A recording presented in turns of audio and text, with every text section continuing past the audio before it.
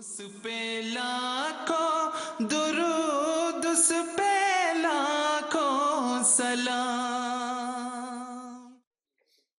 اعوذ باللہ من الشیطان الرجیم، بسم اللہ الرحمن الرحیم۔ اللہ نور السماوات والارض، مثل نورہ کمشکاۃ فیہا مصباح، المصباح فی زجاجۃ، الزجاجۃ کأنہا کوکب دری یوقد من شجرۃ مبارکۃ زیتونۃ لا شرقیۃ ولا غربیہ یکاد زیتها یضیء ولو لم تمسس نار، نور علی نور۔ اللہم صلی علی محمد وآل محمد کما صلیت علی ابراہیم وآل ابراہیم انک حمید مجید۔ اللہم بارک علی محمد وآل محمد کما بارکت علی ابراہیم وآل ابراہیم انک حمید مجید۔ عن سعید بن المسیب عن ابی ہریرہ رضی اللہ عنہ قال قال رسول اللہ صلی اللہ علیہ وسلم قال اللہ عز وجل یوزینی ابن آدم یسب الدہر وانا الدہر بید الامر اقلب اللیل والنہار۔ کائنات کا ایک وسیع نظام ہماری آنکھوں کے سامنے ہے۔ پہاڑ ہیں، بلند و بالا پہاڑ ہیں، پھر سمندر ہے، ایک وسیع اور عریض سمندر ہے، دریا ہیں، نہریں ہیں، صحرا ہیں، درخت ہیں، اور کروڑوں کروڑ اربوں ارب انسان بھی ہیں۔ ان چیزوں کا خدا تعالیٰ سے کیا تعلق ہے، اس کے بارے میں مذاہب نے کچھ نظریات پیش کیے۔ ایک نظریہ سوامی دیانند نے جو آریہ سماج کے بانی تھے، وید کی روشنی میں پیش کیا ہے۔ وہ کہتے ہیں کہ 3 چیزیں دنیا میں ہیں جو ہمیشہ سے ہیں اور ہمیشہ رہیں گی، اور ان کا تخلیق کرنے والا کوئی نہیں۔ ایک تو خدا تعالیٰ ہے جو خود ہے، اور اس کا تخلیق کرنے والا کوئی نہیں۔ دوسری 2 چیزیں جو بڑی اہم ہیں اس کائنات کے نظام میں، ان میں سے ایک مادے کے ذرات ہیں، پرمانو یا پراکرتی۔ یہ ذرات مادے کے، جن سے یہ ساری چیزیں بنی ہوئی ہیں جو ہمیں نظر آتی ہیں، یہ بھی خود بخود ہیں، ہمیشہ سے ہیں، ان کا کوئی خالق نہیں ہے۔ دوسری چیز انسانی روحیں ہیں۔ انسانی روحیں بھی ہمیشہ سے ہیں اور ان کا کوئی خالق نہیں ہے، کوئی پیدا کرنے والا نہیں ہے۔ گو خدا تعالیٰ کا ان دونوں چیزوں پر پورا ضبط اور کنٹرول ہے، اور وہ ان چیزوں کو اپنے تخلیق کے لیے استعمال کرتا ہے، لیکن ان کی اپنی تخلیق ان دونوں چیزوں کی، پراکرتی کی اور جیو کی، یعنی روح کی اور مادے کی، یہ خدا تعالیٰ نے نہیں کی، خود بخود ہے۔ ایک نظریہ یہ ہے۔ دوسرا نظریہ یوحنا کی انجیل نے پیش کیا ہے۔ یوحنا کی انجیل کہتی ہے کہ اگرچہ خدا تعالیٰ تمام چیزوں کا خالق ہے، مگر اس تخلیق میں بیٹا جو ہے، اقنوم ثانی جو ہے، وہ وسیلے کی حیثیت رکھتا ہے۔ کوئی چیز دنیا میں نہیں ہوئی مگر اس کے وسیلے سے ہوئی ہے۔ کسی چیز کی تخلیق خدا تعالیٰ نے نہیں کی مگر اس اقنوم ثانی کے، اس بیٹے کے ذریعے پیدا کی۔ تیسرا نظریہ وحدت الوجودی کا ہے۔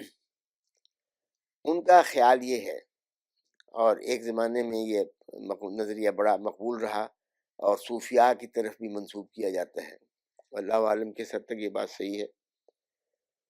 یہ نظریہ وحدت الوجودی کا یہ ہے کہ کائنات میں جو چیزیں ہمیں نظر آتی ہیں، ان میں اور خدا میں کوئی امتیاز حقیقی نہیں ہے۔ خالق اور مخلوق ایک دوسرے کا عین ہے، اور جب ان کو کوئی کہنے والا کہتا تھا کہ دیکھو نمایاں فرق نظر آتا ہے، تو کہتے یہ فرق جو ہے یہ صرف نظر کا، تمہاری نظر کا دھوکہ ہے، خالق اور مخلوق دراصل ایک ہی چیز ہے۔ اور یہ نظریہ بھی خاصا مقبول رہا ہے صوفی مزاج لوگوں میں۔ ان تینوں نظریات کی وجہ یہ نظر آتی ہے کہ باوجود ان چیزوں کے جن کو ہم مخلوق سمجھتے ہیں، ان چیزوں کے میں اگرچہ مخلوقیت کا داغ نظر آتا ہے، یہ صاف پتہ لگتا ہے کہ یہ چیزیں اپنی حد بندیوں میں محدود ہیں اور کسی کی پیدا شدہ ہیں، پیدا کردہ ہے، لیکن اس کے باوجود ان میں ایک عظمت، ایک شوکت اور ایک صفات حسنہ کا ایک زبردست نظام بھی پایا جاتا ہے۔ اسلام نے جو نظریہ پیش کیا ہے وہ یہ ہے کہ یہ تمام چیزیں خدا تعالیٰ کی، اللہ عز و جل کی تخلیق ہے، اللہ عز و جل نے یہ پیدا کی ہے، لیکن اللہ عز و جل کی تخلیق میں اس کی صفات کی جھلک بھی نظر آتی ہے۔ اس بات کو نہ سمجھنے کی وجہ سے یہ نظریات پیدا ہوئے۔ مخلوق کو جو عظمت دی گئی، ہندو آریہ سماج نے ایک غیر معمولی رنگ میں اس کو عظمت دی ہے، جس سے اس کی حقیقی عظمت قائم نہیں ہوتی بلکہ مسائل پیدا ہوتے ہیں۔ اسی طرح عیسائیت نے یا یوحنا کی انجیل نے جو مخلوق کو خدا تعالیٰ کی تخلیق قرار دینے کے باوجود اس کو قرون ثانی کی تخلیق کا یا ان کی تخلیق کو قرون ثانی ذریعہ قرار دیا ہے، یا وحدت الوجودی نے جو خالق اور مخلوق کے درمیان امتیاز نہیں رکھا، اس کی وجہ یہ ہے کہ کائنات کے نظام میں ہزاروں ہزار لاکھوں لاکھ اشیاء جو ہیں ان کی تخلیق میں اللہ تعالیٰ کی صفات کی ایک ہلکی سی تجلی نظر آتی ہے، اور یہ مضمون قرآن شریف نے پیش کیا ہے، جس کو حضرت مسیح موعود علیہ السلام نے بڑی وضاحت کے ساتھ اس زمانے میں بیان فرمایا ہے۔ اللہ تعالیٰ فرماتا ہے قرآن شریف میں، اللہ نور السماوات والارض، کہ آسمان اور زمین اگرچہ خدا تعالیٰ کی مخلوق ہیں، مگر ان میں یہ جو عظمت اور شوکت اور نور اور چمک ہے، یہ خدا تعالیٰ کی صفات کی عظمت اور چمک اور نور نظر آتا ہے۔ حضور صلی اللہ علیہ وآلہ وسلم نے بڑے ہی لطیف انداز میں اس مضمون کو بیان فرمایا ہے۔ جو حدیث میں نے پڑھی ہے اس میں حضور صلی اللہ علیہ وآلہ وسلم نے فرمایا ہے، ابو ہریرہ سے روایت ہے، قال اللہ عز و جل یوزینی ابن آدم، اللہ تعالیٰ فرماتا ہے کہ ابن آدم، انسان، اللہ تعالیٰ کی مخلوق ہوتے ہوئے بھی ایسی باتیں کہتا ہے جو درست نہیں، جو باعث تکلیف ہے۔ مثلا انسان یسب الدہر، زمانے کو برا بھلا کہتا ہے، زمانے کو گالیاں نکالتا ہے، حالانکہ وَأَنَا الدَّهْرُ، زمانہ کیا ہے؟ وہ ایک اللہ تعالیٰ کی صفات کی تجلی ہے۔ زمانہ تو میں ہوں، بِیَدِ الْأَمْرُ، تم کہتے ہو کہ زمانے نے یہ کر دیا، اختیار اور کنٹرول اور طاقت تو میرے ہاتھ میں ہے۔ اقلب اللیل والنہار، یہ دن اور رات کا الٹنا پلٹنا، تمہارے لیے مصائب کا یا خوشیوں کا آنا، تمہارے لیے بشاشت کا یا غم کا پیدا ہونا، تمہارے لیے دکھ کا یا خوشی کے مواقع پہ آ جانا، یہ سب میرے اختیار میں ہے، میں الٹتا پلٹتا ہوں۔ تو اللہ تعالیٰ کی وہ تجلیات، صفات کی تجلیات جو ٹھوس اور مادی چیزوں میں نمایاں طور پر نظر آتی ہیں، زمانے میں بھی پائی جاتی ہیں، جو بڑا ایک لطیف تجلی ہے خدا تعالیٰ کی، وہ بھی خدا تعالیٰ کی تجلیات کی آماج گاہ ہے. اس لیے دھوکہ کھایا ان لوگوں نے جنہوں نے یہ سمجھا کہ خالق اور مخلوق میں کوئی فرق نہیں. خالق اور مخلوق میں فرق وہی ہے جو لامس اور ملموس میں ہوتا ہے. لامس کہتے ہیں کسی چیز کو چھونے والے کو، اور ملموس کہتے ہیں اس چیز کو جس کو چھوا جائے. اب جو میں اس میز کو چھو رہا ہوں تو یہ دو الگ الگ طاقتیں ہیں، الگ الگ چیزیں ہیں. چھونے والے ہاتھ ہے اور ملموس یہ میز ہے جو الگ. اس میں کوئی یکسانیت اور یگانگت نہیں ہے. لامس الگ چیز ہے، ملموس الگ چیز ہے.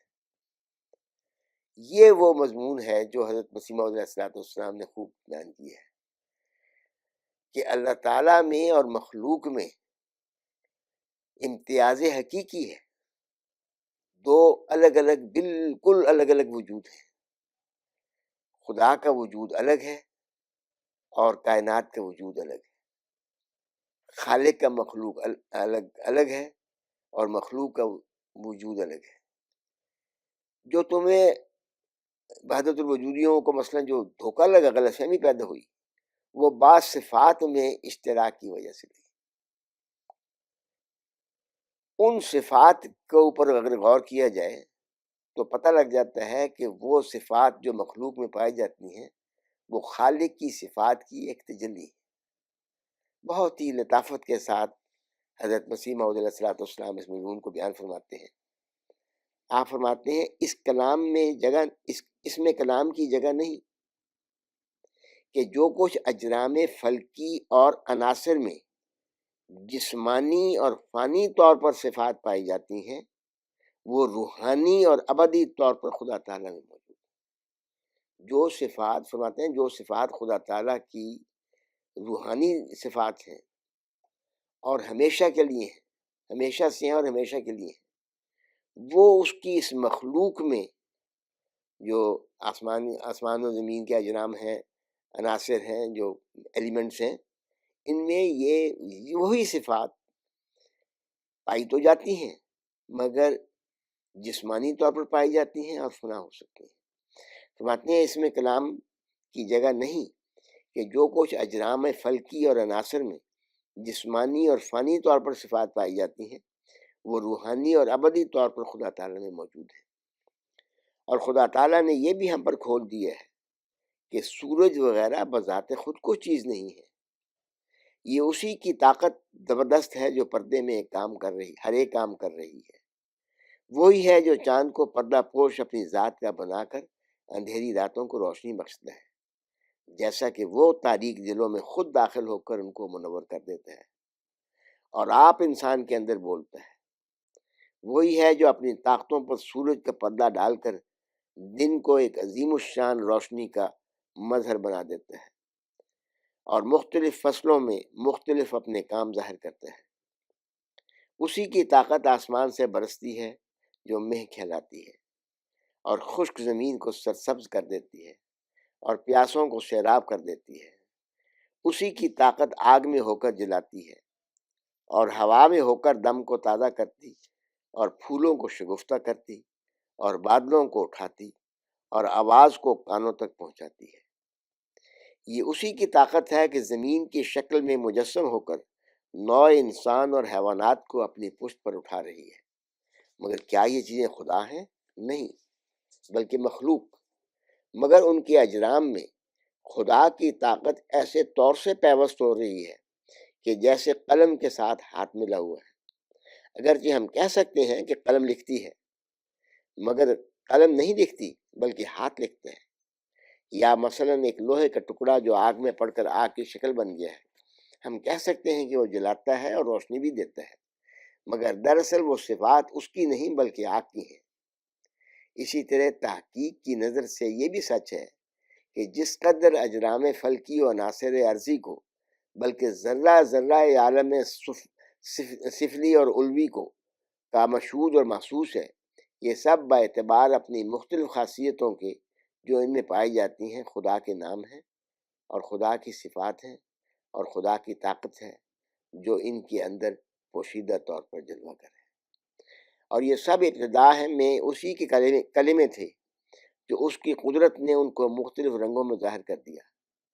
نادان سوال کرے گا کہ خدا کے کلمے کیوں کر مجسم ہوئے؟ کیا خدا ان کے علیحدہ ہونے سے کم ہو گیا؟ ایسا ہی جو کچھ چاند کی تاثیر سے پھلوں میں فربہی آتی ہے وہ چاند کو دبلا نہیں کرتی. یہی خدا کی معرفت کا ایک بھید اور تمام روحانی امور کا مرکز ہے کہ خدا کے کلمات سے ہی دنیا کی پیدائش ہے. جبکہ یہ بات طے ہو چکی ہے اور خود قرآن شریف نے یہ علم ہمیں عطا کیا ہے، تو پھر میرے نزدیک ممکن ہے کہ وید نے جو کچھ آگ کی تعریف کی ہو یا ہوا کی تعریف کی یا سورج کی مہما اور استت کی، اس کا بھی یہی مقصد ہوگا کہ الہی طاقت ایسے شدید تعلق سے ان کے اندر کام کر رہی ہے کہ در حقیقت ان کے مقابل پر وہ سو اجرام بطور چھلکے کے ہیں اور وہ مغز ہے. اور یہ سب صفات اسی کی طرف رجوع کرتی ہیں. اسی لیے اس کا نام آگ رکھنا چاہیے اور اسی کا نام پانی اور اسی کا نام ہوا، کیونکہ ان کے فعل نہیں بلکہ یہ سب اس کے فعل ہیں، اور ان کی طاقتیں نہیں بلکہ یہ سب اس کی طاقتیں ہیں. جیسا کہ سورۃ فاتحہ کی اس آیت میں کہ الحمدللہ رب العالمین اسی کی طرف اشارہ ہے، یعنی مختلف رنگوں اور پیرایوں اور عالموں میں جو دنیا کا نظام قائم رکھنے کے لیے زمین آسمان کی چیزیں کام کر رہی ہیں وہ نہیں کام کرتی بلکہ خدائی طاقت ان کے نیچے کام کر رہی ہے. جیسا کہ دوسری آیت میں بھی فرمایا سرہن ممرد من قواریدہ، یعنی دنیا ایک شیش محل ہے جس کے شیشوں کے نیچے زور سے پانی چل رہا ہے، اور نادان سمجھتا ہے کہ یہی شیشے پانی ہیں، حالانکہ پانی ان کے نیچے ہے. اور جیسا کہ قرآن شریف میں ایک تیسری جگہ بھی فرمایا وَحَمَلْنَاهُمْ فِي الْبَرِّ وَالْبَحْرِ، یعنی یہ مت خیال کرو کہ زمین تمہیں اٹھاتی ہے یا کشتیاں دریا میں تمہیں اٹھاتی ہیں، بلکہ ہم خود تمہیں اٹھا رہے ہیں. اللہم صلی اللہ